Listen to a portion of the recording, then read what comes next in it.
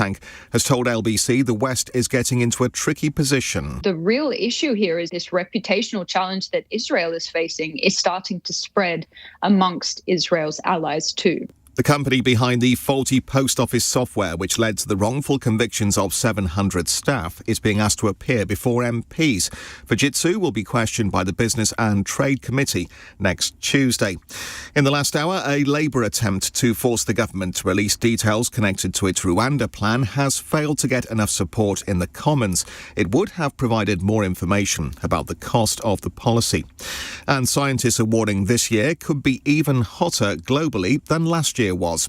The EU's Climate Change Service has also confirmed 2023 was the warmest 12 months on record. In the city, the FTSE 100 closed down at 10 points at 76.83. The pound buys $1.27 and €1.16. LBC weather, spots of light rain for northern England and also the south and the east of Scotland tonight. Clear elsewhere with a low of -5. From Global's newsroom, for LBC, I'm Tim Daly. This is LBC from Global, leading Britain's conversation. Cross Question with Iain Dale.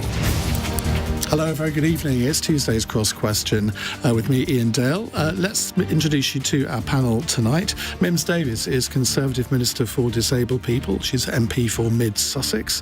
Darren Jones is Labour's Shadow Chief Secretary to the Treasury. He made his name as the chair of the Business Select Committee. I wonder what changes he's noticed in his life since he's been appointed Shadow Chief Secretary to the Treasury. He's MP for Bristol North West. Emma Sinclair is a tech entrepreneur who's the Chief Executive of EnterpriseAlumni, and Ollie Dugmore, Freudian slip. Ollie Dugmore is a colleague of mine. He's a presenter on LBC. You can hear him most weekends between 4 a.m. and 7 a.m. He's also head of news and politics for the left-wing news website joe.co.uk. So they're here to take your calls, 0345 6060 973. You can call Ollie anything you like, just don't call him a dog. Yeah. Call 0345 6060 973. Tweet at LBC. Text 84850. Cross Question with Iain Dale. This is LBC. Right, let's go to our first caller. It's David in Finchley. David, hello. Hi there. Hi, Iain. Hi, what's your question? Okay, so the question is, why has David Cameron changed his tune when Israel, a democratic nation now ally, is seeking to defend itself against a genocidal terrorist organisation? I mean, if the UK had suffered an attack, and if you extrapolate the numbers, we'd had more than 10,000 of our civilians killed, raped, beheaded and mutilated. I'm sure that the UK would have gone in much harder and stronger, and our attitude would be completely different. Mims. Well, I understand there were some robust exchanges today on this matter, and obviously the Foreign Secretary is right to point out that we should be on the right side of international law, that we're focused on a sustainable ceasefire, and the reality with Israel is exactly as David says, that they have their right to defend themselves, but they must abide by international law, and it's important that we as partners and those watching this and understanding that absolute outrage at that distressing, horrific, terrible outrage, that is done in a way that is cognizant with international law, and hopefully, I haven't seen the comments that David is referring to, that's the line that our Foreign Secretary is walking, and people who are looking at this from outside would understand why. But it is a different tone to the first reactions in the first few weeks after October the 7th, and the fact that he and indeed the Prime Minister has said this as well, that they are making repeated references to international law, indicates that they think there's a real problem here. Well, I've been in the chamber every time I've heard the Prime Minister speak on this, And bearing in mind, there are different views on this, not to say that people aren't horrified at the original attack, but they are concerned about the strength of what is coming back at Hamas. But frankly, they're a terrorist group, as David points out. So it's absolutely right that we continue to be on the side of international law, that we focused on the humanitarian support that people need, but obviously that we continue to show that message to Israel, because otherwise you're ending up potentially as being in the same grouping, and that's ultimately not what people want. We want people to be able to defend themselves, but do it in a humane way. Otherwise, it's coming down to a lowest common denominator. And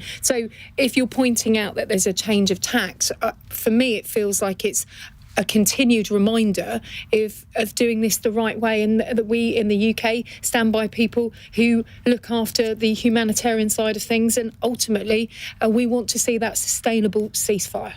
Darren Jones, I haven't heard much from Labour on this recently, but Keir Starmer was very, very trenchant in his support for Israel at the beginning of this. But, I don't know whether you agree with me that there does seem to be a different tone now to the government's remarks. Is that something that Labour would welcome? Well, look, there are two things that are true and have been true since the beginning. The first is that Israel has the right to defend itself against terrorist attacks, to be able to recover the hostages that were taken from Israel. The second thing that's true is that the Palestinian people are different to Hamas, which is the terrorist organisation. And so we've always said Israel has the right to defend itself, but it must do that within international law. And for those innocent civilians in Gaza who have suffered so horribly as a consequence of war, you want aid to be made available as effectively as possible. But equally, you want the conflict to not get out of hand in the region. And there are concerns now that have been talked about in the press and elsewhere about potential escalation. That isn't in the interest of anybody if we're going to get back to a political dialogue about a two-state solution where innocent Palestinians and Israelis can live together sustainably in the long run. And we've got to ensure as best we can that escalation doesn't take place. This whole idea of a two-state solution, nobody in the region is taking that seriously at all. The Israelis don't want a two-state solution. Hamas certainly don't. I don't know what the position of Fatah is, but whether countries in the immediate surrounding area would want a two-state solution, and yet that's all that we in the West ever talk about, thinking somehow that we can impose it. We can't. Well, we can't impose it, no, but we can make diplomatic efforts to try to get to that position. I don't know what the alternative would be, quite frankly, to a two-state solution that brings kind of freedom and safety to Palestinians and Israelis in the region. But you're right, it's for those countries in the region to be able to get to a position where they can talk about this again and try to find a long-term sustainable political solution. That's why diplomacy and diplomatic efforts are so important. Anthony Blinken is there for the fourth time in the last 3 months, talking to all of those regional players. I know the Foreign Secretary has been, David Lammy, the Shadow Foreign Secretary, has been.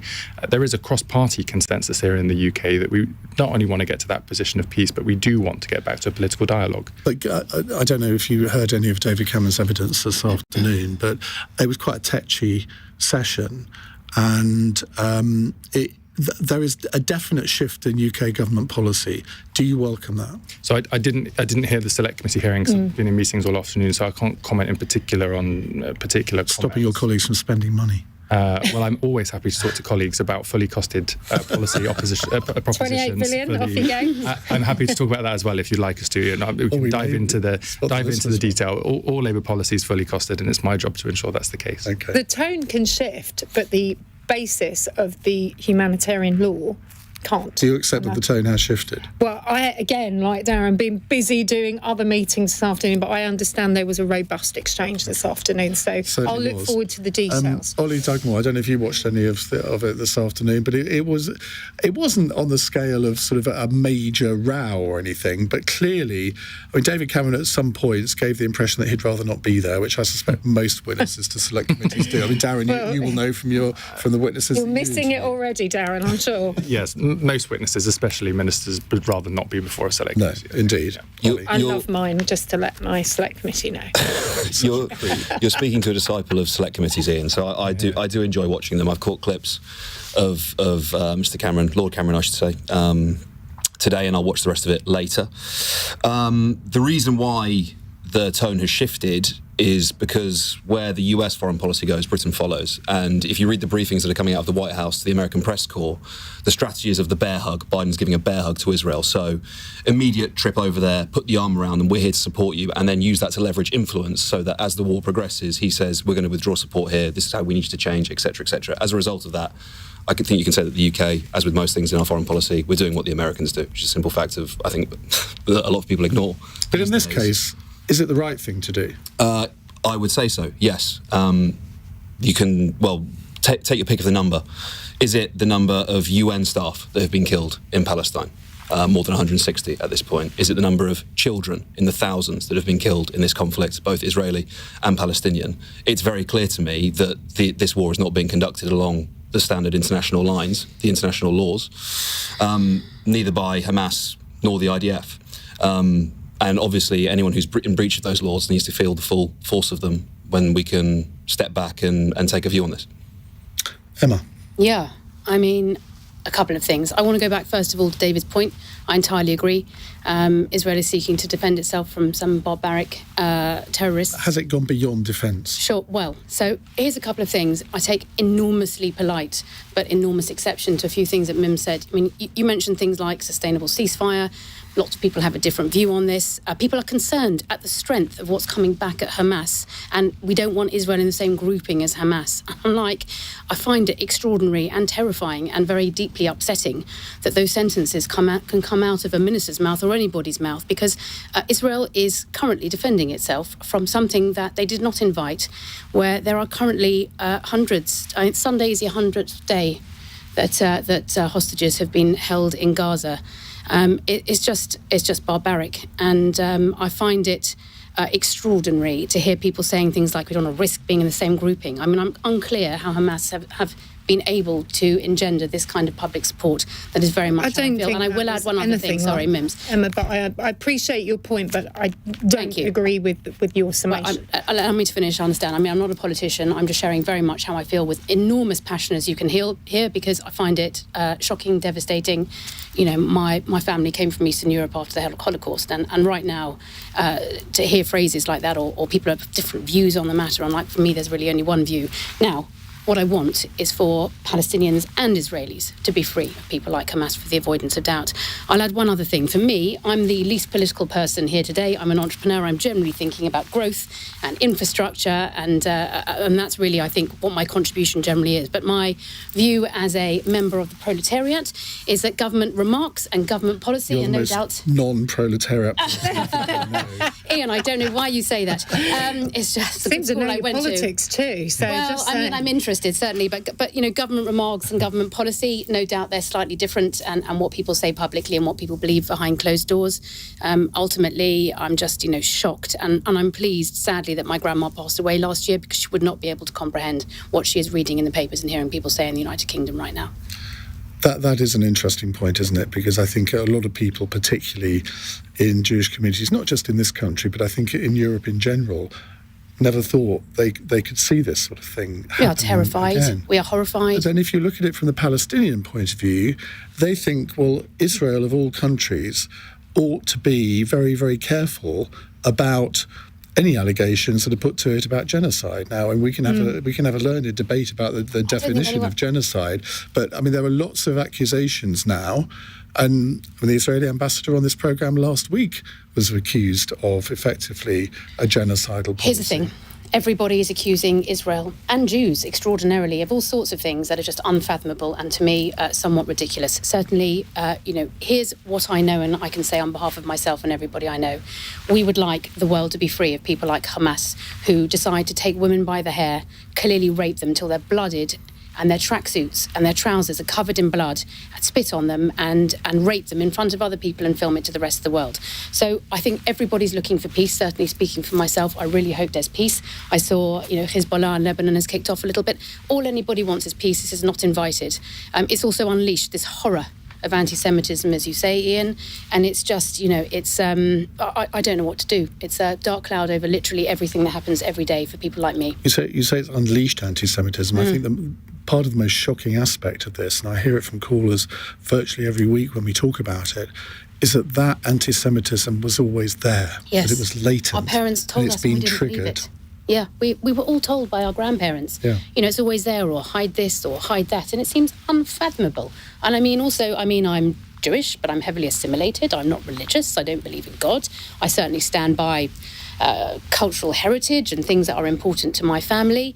And 100%, I woke up 2 days later after that, and the local falafel restaurant I like to go to in northwest London had its window smashed and and had words daubed across it that just I never thought I would see. And as I say, I'm just glad my grandma sadly passed away, because this would have killed her if being 98 hadn't have done it. It's just, it's impossible to digest. And I'm sure even you don't have to be Jewish to sort of understand that. I always feel slightly sorry for the non-political person on the panel when they get a really political question. But can I say, brilliant answer? That's very kind, thank you. I don't say that very often on this. That's very kind. Especially to Thank me. you. I'm going to ask for a special badge. Right, and not we be are called a going dog. to move on and talk about the post office in a minute. We've got a great question on that coming up. It's 16 minutes past 8. This is LBC. Hello.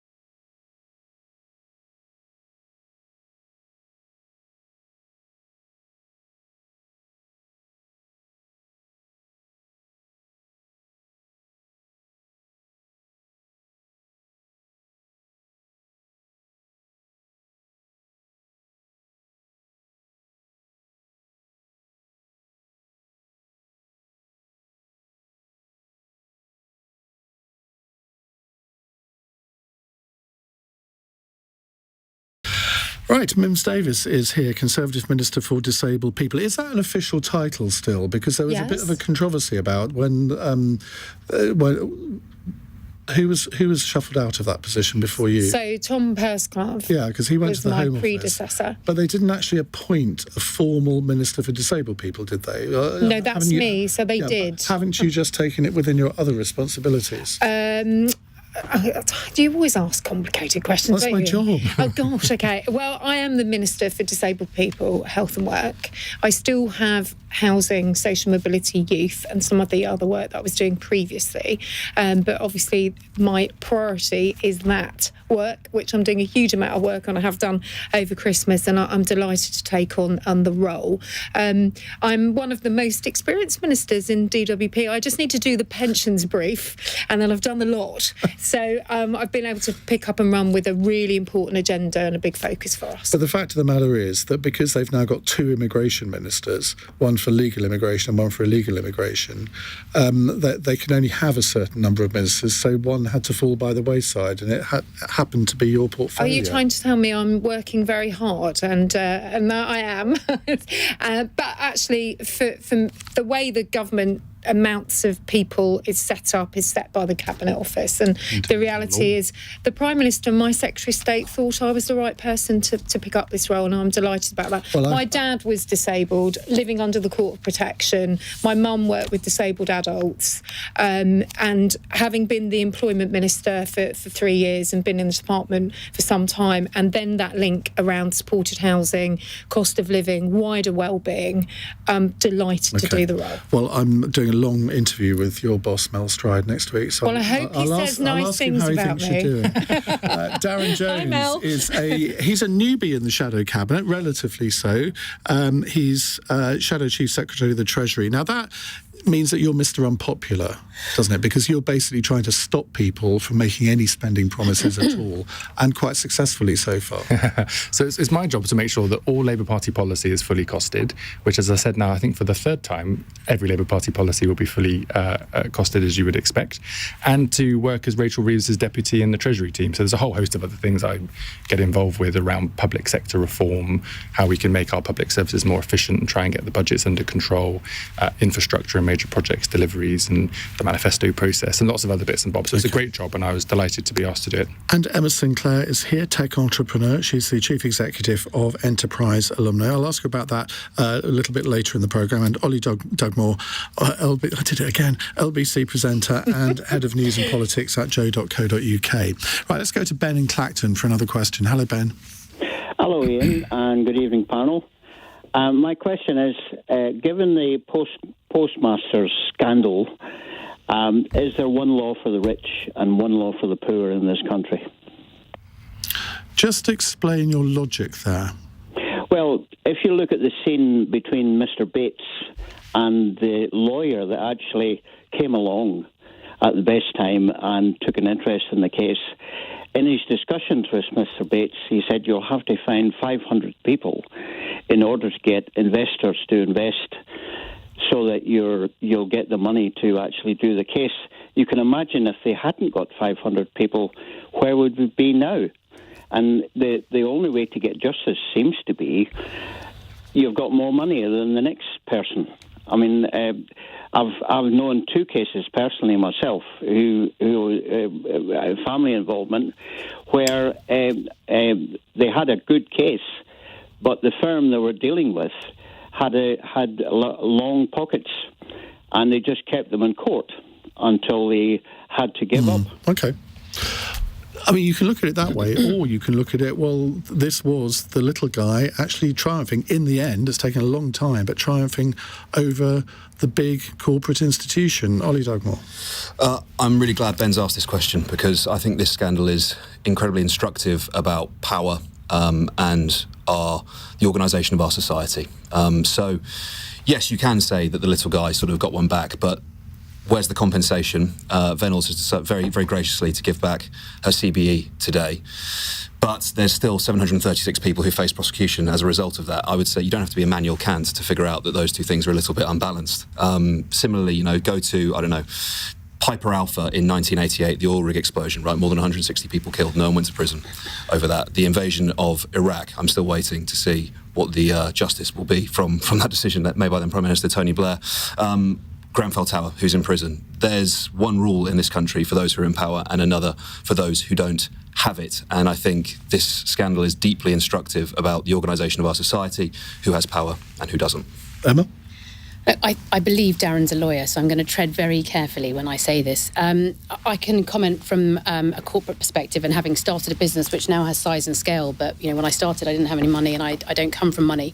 In the world of corporates and starting a business and small people fighting the big people, I had a very negative, nasty experience as a young entrepreneur, and I found myself up against people that had extraordinarily deep pockets, who did what I now understand is what you would do in that scenario if you want to behave in the way that they did, which is it just dragged it out for months and scared the hell out of me. Now I'm far more equipped to understand how to deal with things like that. I've got people to call. I know lawyers. I know what's right and wrong. But when I was sort of 28, 29 years old, I just didn't have that ability. I didn't have that know-how, and I didn't have that experience. I remember things over the last few years where I've had to go through civil court if I want to go to criminal court, which is something I just really can't do. So I certainly think I never like to criticise institutions unless I've got a better way to fix it, and I like to think I have to have a better way to fix it. I don't here, but in the context of whether it's the post office or whether it's the world I operate in of corporate behaviour, I do think you get a phenomenal lawyer and team behind you as who can also provide a buffer to the stress and shock of all of this, which I think is really important. I do definitely believe it's inequitable, and I was extremely upset when I saw that programme. I mean, we talk about that there is justice for the little guy, but I mean, there was a man that committed suicide. There are people whose lives have been destroyed. Four.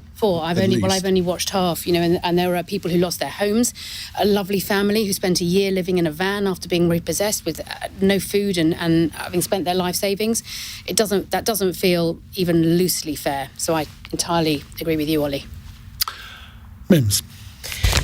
Well, the post office should have had the biggest reach into community and understanding what it means to be the little guy who's a huge person in the community. And that is what I think is quite remarkable about this deeply awful, sorry tale, which is wreaked so much devastation as Emma's rightly described. And in terms of MPs, and it was great to see James Arbuthnot and other people where we do stand up for the little guy. That's what we do week in, week out as MPs, where the process isn't right, where people's voices are being drowned out. It's the best bit of the job, listening and hearing and engaging with your community and trying to see a way through and change things for them.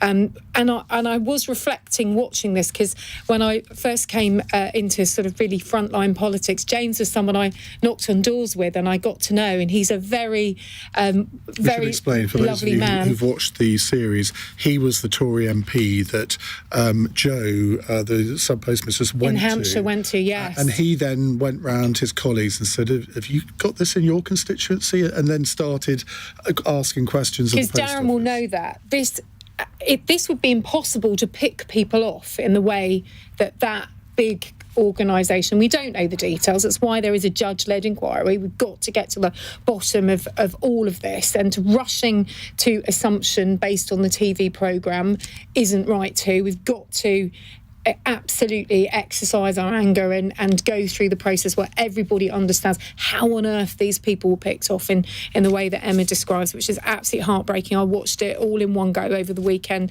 and crying my heart out at the end, like many people. But the point about the little guy having opportunities, that's why there's pro bono work, that's why there's the parliamentary ombudsman, that's why you should be able to come to ministers and they should be there to listen and engage with you. But they weren't. That's the problem.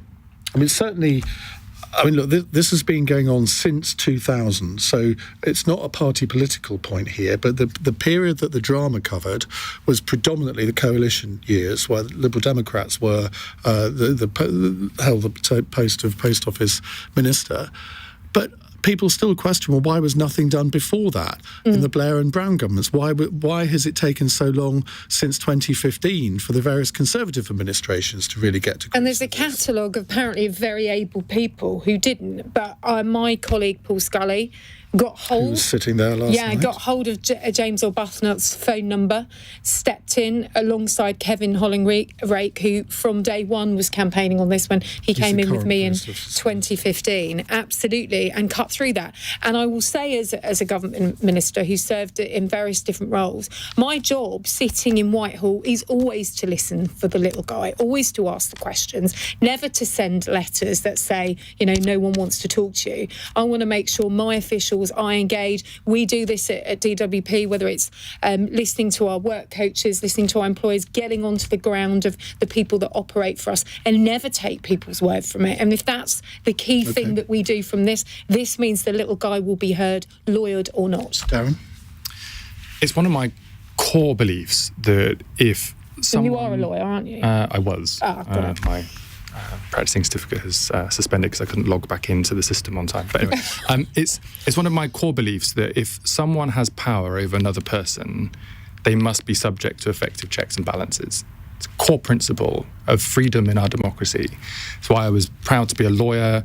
a Labour MP, a trade unionist, and why I really enjoyed chairing the Select Committee, because those were checks and balance roles to make sure that where someone has power over somebody else, if they abuse that power, the kind of system ensures that there isn't a little guy with no money not able to get lawyers to be able to get the information or the justice they need. And the problem here, there's a whole host of issues around the Post Office inquiry that will be considered, and there's a whole load of lessons that need to be learnt. But the fundamental failure was a human failure. Yes, the technology didn't work, but people at the Post Office knew that and still acted in the way that they did. Do you know, there was a corporate failure as well, which has just occurred to me, that the role of a non-executive director Exactly right. is to really make sure that the executives in the organisation are doing what they should do. Absolutely. And I don't know who the non-executive directors of the Post Office were in this period, but they surely have got questions to answer here because they didn't fulfil the role that they were there to fulfil. And one of them is a government appointment, because the government owns the Post Office. So UK government investments appoints an official to be a non-executive director on the Post Office. And through all of those years, the government was there around the table. All of those years. All different governments. Well, the official was the official. It wasn't a politician, it was the official. And I'm sure there were different officials during that period of time, but there was not effective challenge. There was not effective oversight. The governance didn't work. Information was hidden, which is why the court case was the only time when we were clear about the facts, that the Post Office knew the IT system was broken because of the legal claim that was brought by the 555 and Alan Bates. If that hadn't have happened, we might not even know that this was a problem today. So it was a human failure, and it was a failure of checks and balances over power. We've got to be able to fix that in a democracy. And also the question remains as to who on earth recommended Paula Venables for a CBE when clearly by 2019 people knew that there was a problem and that she was at the top of the tree, and yet she was given a CBE. Now, there must be records somewhere as to who proposed Yeah, because people have to. I think we'd quite like to find out. It makes who a mockery of that the honours system. It really does. I mean, look, I do think the whole honours system is an interesting one. I've recently come to learn that there are people that pay agencies to do enormous pieces of work, because I've been approached to write letters to get people appointed. So it's not quite salt of the earth as I thought, although there are lots of people that have them as from a grassroots perspective. But you have an honour, don't you? I do. I didn't want to mention it. It's a little. Who nominated you then? Did you find out? Probably my dad. No, I do know who it was. It was a suggestion from a collection of political people. At the time, I didn't even know they knew who I was, but I did something when I was 29, which purportedly did the UK proud. And I can honestly say it's amazing for hotel upgrades at my grandma's care home for suggesting that I was important. And my parents and I got to park in Buckingham Palace, so that was a real moment. But it does somewhat make a mockery, right? We know there are government appointments. We know that some people get special treatment. We know that if you do a fantastic submission, clearly it gets lots of attention. But I find that inexcusable. Well, that is a whole different subject, which we may well come back to. Thank you very much for all of your answers on that. We'll move on in just a moment. It's 8:33 on LBC News Headlines with Tim Daly. The Foreign Secretary has admitted he's got concerns Israel may have broken international law in its fight against Hamas. David Cameron's been appearing before the Foreign Affairs Select Committee. An announcement's expected from Rishi Sunak tomorrow on government action being taken on the Post Office Horizon scandal. The government's considering laws to speed up the quashing of wrongful convictions. And local authorities are warning more councils are at risk of going bankrupt as the cost of emergency housing reaches a record high. Figures seen exclusively by LBC show local authorities in England are on track to spend £2 billion this year. LBC weather, spots of light rain for northern England along with the south and the east of Scotland overnight. Clear elsewhere with lows of -5 degrees. LBC.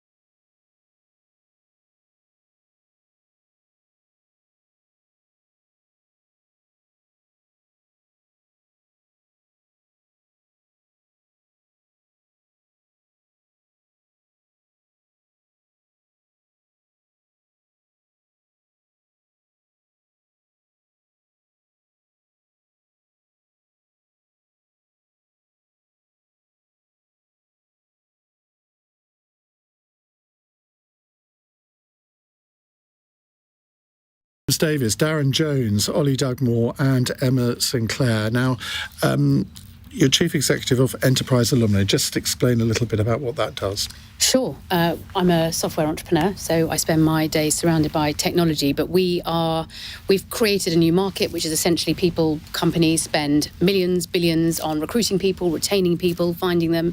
Just think about how many of the FTSE 100 employ alone, only to say thanks by the day people leave. So about a decade ago, the world of contingent labour started, the world of GDPR, where you couldn't keep data, the world where people didn't stay in jobs for 10 or 20 years. They stayed in them for 1, 2 or 3 years. So we help large like government ministers. Well, I can't keep track. For ages. Months. Yeah, we wouldn't be able to do a cabinet minister alumni network because we couldn't keep up with that, and we're very fast paced. But we help large companies, military. We help them to stay in touch with people after they leave, to rehire them, to get business from them, to gain their support for marketing. Essentially, it's a huge pool of people that the world. So it's a kind of LinkedIn. We actually power LinkedIn's alumni network. Well, there we go. Yeah. Oh, wow. She's an entrepreneur. I'd love to be able to say that. I'd love, in some ways, I'd like to be able to say I'm a government minister, but I'm not brave to ever do that kind of job. Tony Benn used to call me his favourite Thatcherite entrepreneur. And I did say to him, Tony, how many others do you know? That's a limited pool, for sure. Right, let's go to a text question from Brenda in Isleworth. Is it fair that the government's cost of living payments will end next month when the cost of living is still so high? The background to this is that the final cost of living payment, worth £299, is due to be made to around 8 million UK households in February. Well, I think we have to come to you, Mims, don't we? It's your department. Yes, I have been in charge of those payments and bringing those pieces of legislation through in the last year. Yes, 6th of February, the next payment of almost £300 goes to those £299. I mean, did you not put your hand up in the meeting and say, oh, for goodness sake, let's just make it 300? No, because there are 3 different payments. Because you had a Darren Jones saying that, no, you can't. No. So, talking of fraud and error and systems and tracking, they are 3 different payments of 3 different amounts so that we can track and make sure those people who are entitled to them or indeed may have missed out on them and that they can see them on their bank statements. It says your national insurance number, it's sort of blanked out on that, and the payment, so you can recognise that it's come in and we can track that way and also match with the HMRC data for those people who are being paid that way through tax credits. So there's method in this madness. It's not just us being measly about a quid. I'm sure there must be. But this, let me just, for Brenda in Isleworth's knowledge, just reiterate this is part of a £104 billion intervention of support, whether it's around energy costs, those cost of living payments, the household support fund, which is running through till April this year or end of March this year, with Barnett Consequential, so around 800 million for England, for those people who may be just above the cost of living help they need. And today, so pleased Brenda's asked, because another £1.3 billion thereabouts, it will be over 5 years, £7 billion going in to help people with their rent. So those people who are on universal credit or housing benefit, on average, will be £800 better off. It's one of your biggest outgoings as someone in that situation. Very often your rent is very high where the jobs are as well. So, for example, 4-bedroom property in Bristol, Darren, you might be interested in this. Expensive. You'll be up by around £120 a week to support people to stay in work, not worry about their housing, be able to progress and again help that wider cost of living. I'm very proud that the Prime Minister, the Chancellor, my Secretary of State Mel Stride, who you're talking to shortly, and myself managed to get this argument across that the most important area for many of our claimants and many constituents is around the housing costs. Darren, did I detect a chuntering on your behalf during the I hope not about all those billions. Well, the cost of living in Bristol is a real problem for people. But I think we should just step back a little, because we talk about the cost of living all the time. But I think it's because we've become used to the phrase. And I think we should be angry, quite frankly, at the fact that we have a cost of living crisis in a country as wealthy as ours. I mean, the cost of living, this isn't the cost of like being able to go to the restaurant for dinner every week. This is the cost of just the bare essentials. We should not be in a position where the government is having to give money to people to help pay to put a roof over their head or to pay their energy bills. These are deep structural economic problems, and we should be quite frankly ashamed that we're even in this position in the first place. We're not the only country to be experiencing this, are we? Oh, no, but that doesn't absolve us of responsibility for fixing it. I mean, that's why you've got to deal with the structural problems that lead to high energy bills, high rent, a lack of affordable housing in our country, and a whole host of other things around pay and work and skills and opportunity. We can't keep being in this position, partly because it's not affordable in the long run to just pay people to have some more money to go towards their housing or their energy bills. You've got to get the cost of those things down in the first place so that people can have a sustainable living situation irrespective of where they are in the country. I mean, it's just awful that cost of living has become a normalised phrase. But Gordon Brown created tax credits for exactly that reason. So if you're going back to the structural point, you've been in government for 14 years, Mims. I mean, you could have done something in that time if you felt that there was structural problems. That's why the national living wage going up is so important. Not actually a national living wage. That was just the minimum wage. But Darren, if you look back to when I was a teenager in the 70s, when inflation was sort of far higher than it's ever been recently, and I mean, people were destitute then, but people didn't think the government should step in to provide these kind of payments.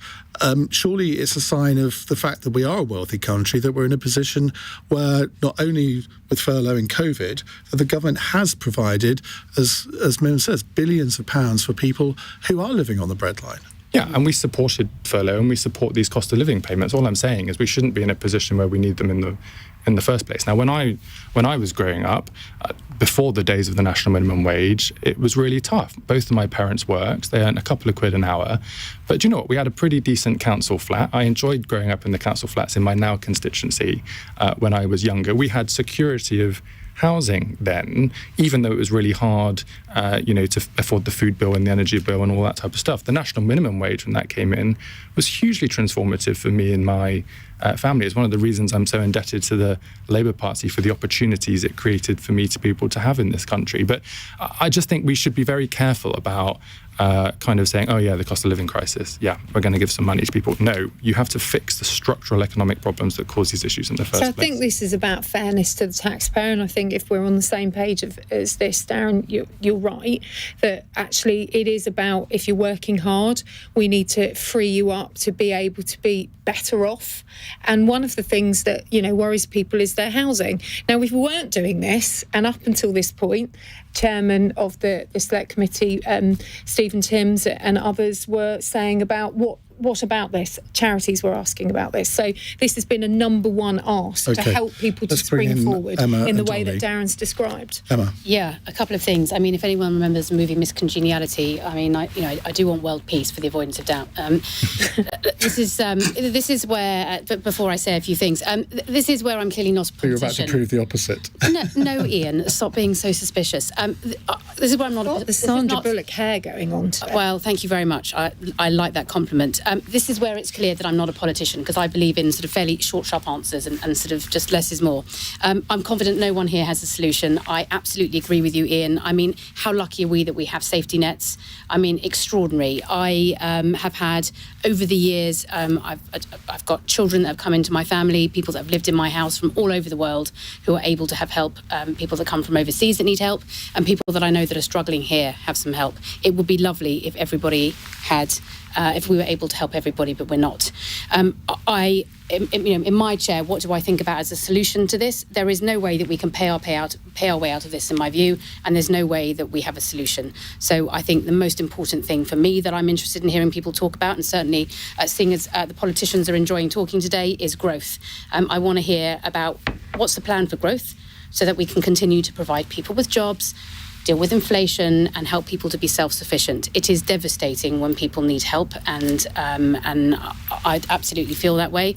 But no one here can suggest, I think, that there's a structural solution to this. Otherwise, we'd see it somewhere else in the world, unfortunately. Okay. Ollie? A lot of agreement on that side of the table over there, just then, Iain. I don't know if you noticed it. Quite close together. I think it was Andy Haldane, someone who was quite senior at the Bank of England, described Labour and the Tories as having not a Rizzler between the two of them when it came to their economic policies. It's not just me, some sort of crank lefty saying that. That's, the heart of the establishment. It all sounds very convincing. You know, we talk about cost of living payment. You don't need to rabbit on about these kind of things. You can just go and ask someone and say, do you feel better? Do you feel better off than you did last year? Do you feel better off than you did? That will be Labour's entire election campaign. I suspect it probably will be. All the time. I suspect it probably will be. If it's not, they need their heads tested. And you know, if you like the last 13 years, here's some more orthodoxy for you. You know, go back 13 years. Has your life got better? Tell someone whose rent's gone up 20% in the last year. And it's interesting, Mims, to hear you mention housing, actually, because it's something that Politics Joe audience cares a great deal about. The housing crisis, something actually that we like to call the housing theory of everything. That if you enable people to have safe and secure housing at an affordable price, not only, and it might sound scary to say, I think we could possibly borrow the money to build houses, that yes, interest is higher than it has been for a while, the rates are higher than they have been, but when you provide something like safe, secure housing, possibly social housing, when I say social housing, I mean council housing, by the way, you get net benefits in crime outcomes, in educational outcomes, in mental health outcomes, in employment outcomes, and if you look at it as an equation and say, yes, it is going to cost us to invest this money, it's going to cost us now, but the long-term social good, particularly the way that the public sector and just British society as a whole is right now, the social good you get from that investment blows away the financial cost of it. Is this up taxes? I'd take both.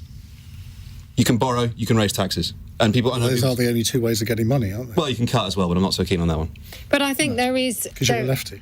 I think there is agreement about housing being the security, and the other side of this is fairness. And what we haven't heard from Labour, and perhaps Darren will jump in as shadow CST after this, is what their plan for welfare and support is. So, well, I'm going to save us from that because we're 3 minutes beyond when we should go for a break. Oh, well, we'll have to come back another time. Well, I'm happy to come back, but this needs to be fair to the taxpayer and help people progress like we've just heard. It's 8:48. This is LBC.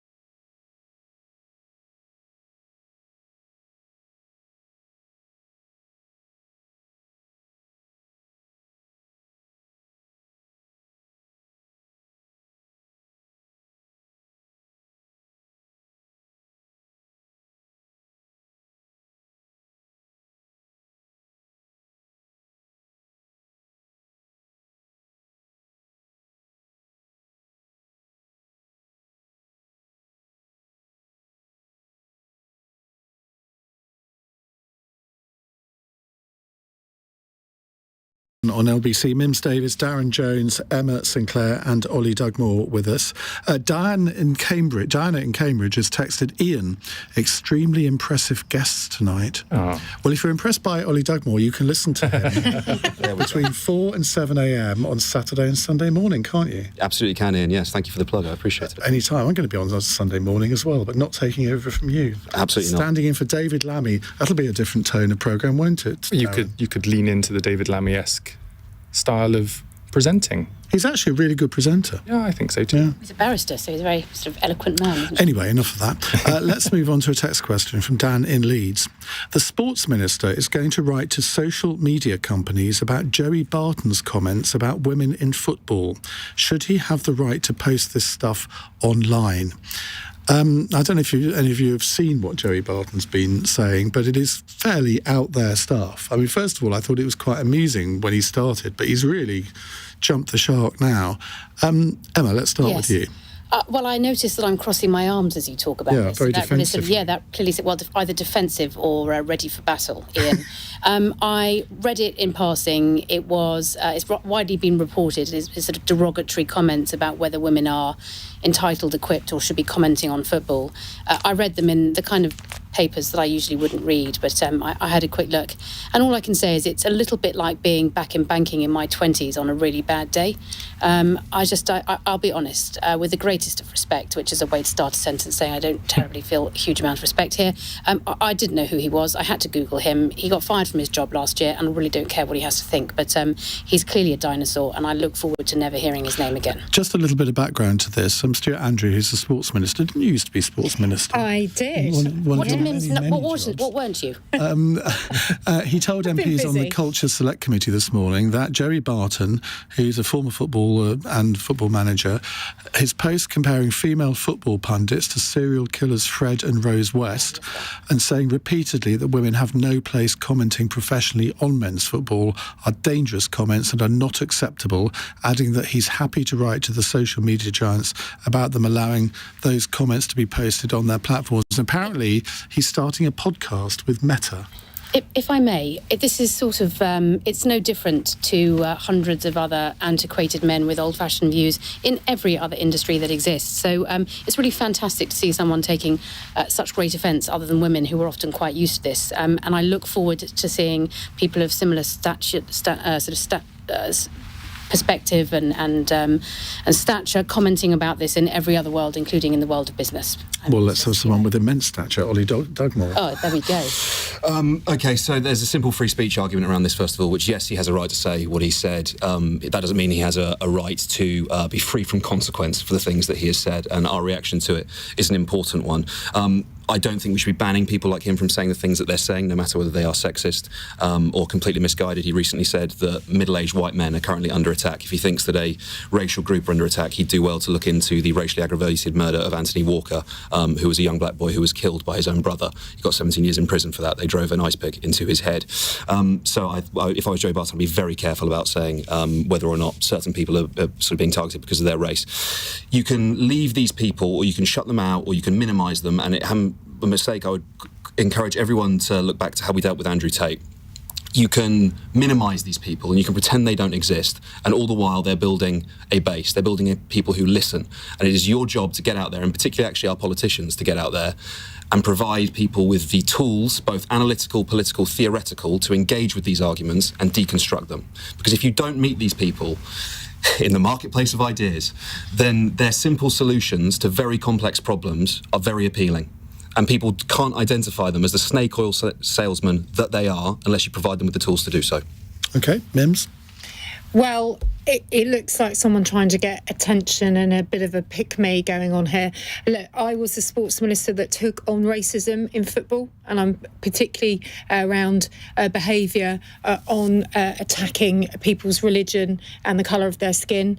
And I was very proud to do that and focus on reporting and standing up for women's sport. It's not an also-ran, it's not a nice to do, and now it leads the agenda. And Tracy Crouch, my predecessor, and others and others following, like Stuart, are doing the right thing. I do agree with the point about, yes, you can offend, but if you're doing it deliberately to create your own waves, then frankly you can expect a wave back. Let me play devil's advocate here. He says jumping into this in a way. Because you love football. I do love football. Yeah. Should it be... I mean, look, there are people who believe that if you haven't played the men's game, you haven't got the perspective of a male pundit. And women's football, it is the same sport, but Joey Barton would no doubt argue that it is slightly different. The skill levels are different. The physicality is different. Should we really be seeking to ban people from making those kind of comments? I mean, I think he's gone totally over the top in a lot of the things that he said. But, I mean, a lot of people are going to take more notice of somebody who's played a Premier League game than someone who hasn't. Ian, I'd appreciate I know you're playing devil's advocate, but then you'd lose people like Mark Pugac, like John Motson, like Peter Drury. You know, there are plenty of people in the men's game who have no experience of playing it and are deemed acceptable to talk about it. And I suspect it's because they're presenters and commentators rather than the sort of expert pundits. There is a difference. Yeah, no, for sure. And if the women's game was played with 20 more players and had different rules, then I could understand the argument that he was making. But it's the same game. And I'm not stood here saying that men's football and women's football are the same. They're not. They're different, clearly. But that doesn't mean that one is superior to the other. It doesn't mean that one is worse than the other. And it certainly doesn't mean that one set of them can't comment about the other one. Darren? I was going to just... Go on, Darren, I'll let you come in just briefly. I'd just add a slightly different... I mean, clearly I don't condone the comments at all, but it's an interesting point in the question there, which is about social media.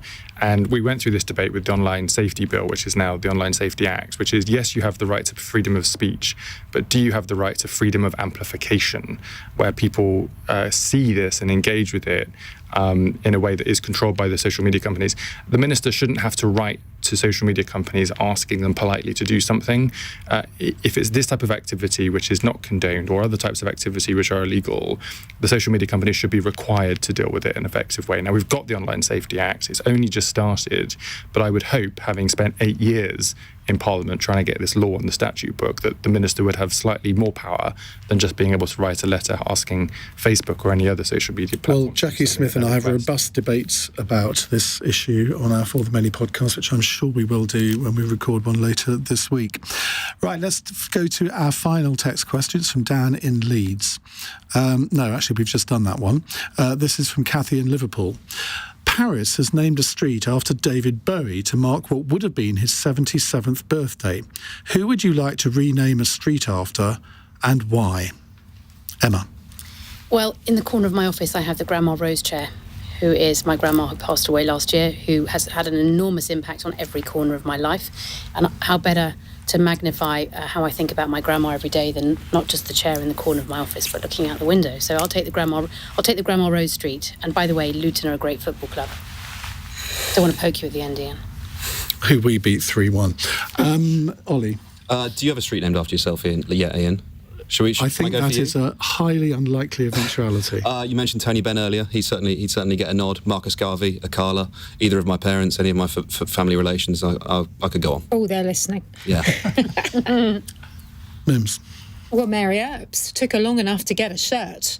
And after we've just been discussing tonight, what's going to annoy people even more? Let's get women footballers get their streets. Do you not have to win something to have a street named after you?